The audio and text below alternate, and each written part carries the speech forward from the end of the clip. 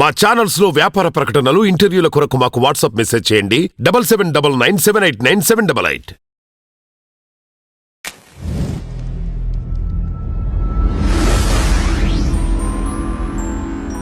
Hi, నేను doctor Srinivas Abhishek, paediatrician neonatologist, Suraksha hospital and Srinidhi children clinic Secunderabad.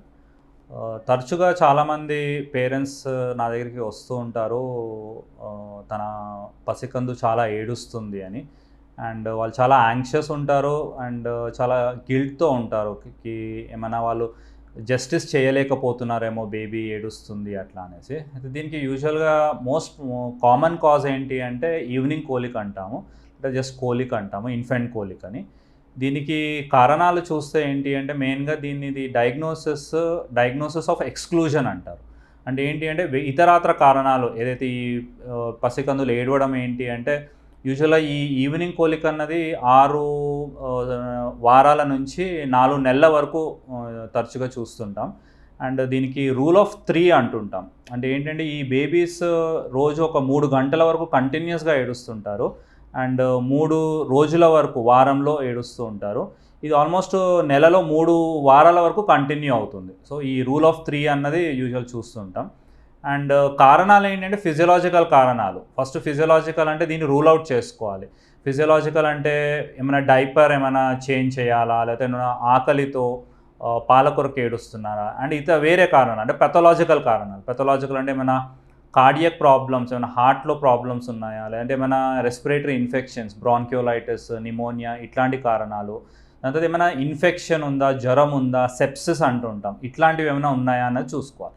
ఈ కారణాలు ఏవి లేదు అంటే అప్పుడు మనము దీన్ని ఈవినింగ్ కోలిక్ అని బ్రాండ్ చేస్తూ ఉంటాం. దీన్ని ఎలా హ్యాండిల్ చేయాలి ఏంటి అంటే దీన్ని మొదట సిమ్టమ్స్ చూసుకోవాలి. సిమ్టమ్స్ అంటే బేబీ ఎర్రగా అవ్వడము, పిడికిలు బిగించడము, దాని తర్వాత కాళ్ళు చేతులు బాగా ఆడించడము, హై పిచ్డ్ క్రై ఉంటుంది, చాలా ఎక్కువగా ఏడుస్తూ ఉంటారు.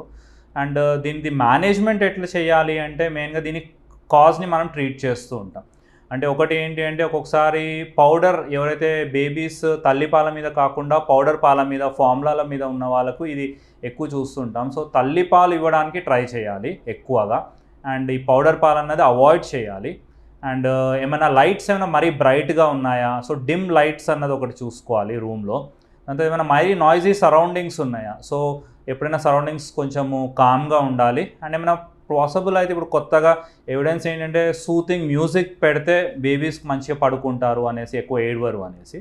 అంటే లాస్ట్ ఆప్షన్ లాగా ఏంటి అంటే మన డైజెస్టివ్ డ్రాప్స్, డయాస్టేజ్ డ్రాప్స్ అంటారు, అది స్టార్ట్ చేయడం. లేకపోతే సిమితకోన్ అనేసి మనకు దొరుకుతూ ఉంటుంది కమర్షియల్గా, అది కూడా లాస్ట్ ఆప్షన్ లాగా అది స్టార్ట్ చేసుకోవచ్చు. సో మెయిన్గా ఇక్కడ నేను చెప్పేది ఏంటంటే ఈవినింగ్ కోలిక్ అన్నది ఆల్మోస్ట్ చాలా బేబీస్లో చూస్తూ ఉంటాం, ఆల్మోస్ట్ 80% బేబీస్ చూస్తుంటాం. ఎక్కువ బాయ్స్లో చూస్తుంటాం గర్ల్స్ కన్నా. And it's a normal process, ఎండ్కి వాళ్ళు గ్రో అవుట్ అవుతారు ఈ కండిషన్ నుంచి. Thank you.